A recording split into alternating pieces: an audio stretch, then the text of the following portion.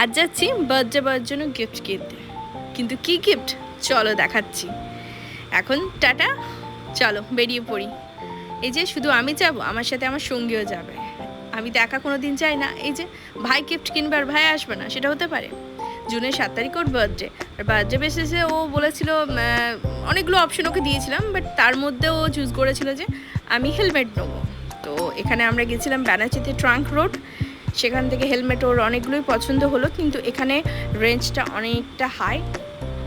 আর high হলেও তারপর ব্যাপারটা হচ্ছে এখানে ওর ওই যে মানে মাথার যে সাইজ, সেই সাইজের মধ্যে পাচ্ছে না, এক্সেল সাইজটা পাচ্ছে না, এলটা হচ্ছে না, মানে নানা রকম সমস্যার মধ্যেই হয়েছে। তারপর পাশে আরেকটা দোকান ছিল, সেই দোকানে গেলাম, সেখানেও পছন্দ হচ্ছে না। বাট এখানে লেডিস হেলমেটগুলো বেশ ভালো ছিল, আমি একটা নেবো ভাবছিলাম।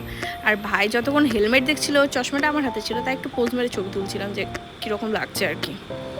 আর তার মাঝেই তো বৃষ্টি শুরু হয়ে গেছিলো, বেশ ওয়েদারটা সুন্দর সুন্দর হয়ে গেছিলো, মানে বাইরে যাওয়ার জন্য পারফেক্ট হয়ে গেছিলো। তারপর আমরা লা ক্যাফে থেকে রোল নিয়েছিলাম, তারপর হংকংয়ে এসেছিলাম মোমো খাবো বলে, আর বাচ্চাগুলোর জন্য মোমো নিলাম, ওদের পছন্দ, বিশেষত রায়ের খুব পছন্দ হচ্ছে মোমো। তারপর আমরা গেছিলাম ফুচকা খেলাম, ফুচকা না খেলে তো বাইরে যাওয়াটা ইনকমপ্লিট আমাদের কাছে। তাই ওই আর কি একটু পোজ মেরে ভিডিও ছবি ক্লিপ তুলছিলাম।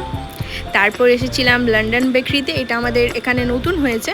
তো ভাইয়ের জন্য বার্থডের জন্য কেক নেবো ভেবেছিলাম, রাত্রে সেলিব্রেট করবো ভেবেছিলাম, কিন্তু ও বললো না দিদি, রাত্রে সেলিব্রেট করবো না, নেক্সট দিন করবো। তো ওর পছন্দ মতো কেক, যেটা ও পছন্দ করলো সেটা নিলাম। আর যা যা ওর পছন্দ করেছিল, চকলেট থেকে শুরু করে যাবতীয় কিছু, সেগুলো নিলাম। বাচ্চাগুলোর জন্য আইসক্রিম নিলাম। হয়তো প্রতিটা বার এরকম স্পেশালভাবে কাটানো সম্ভব হয় না, বাট চেষ্টা করে যাই।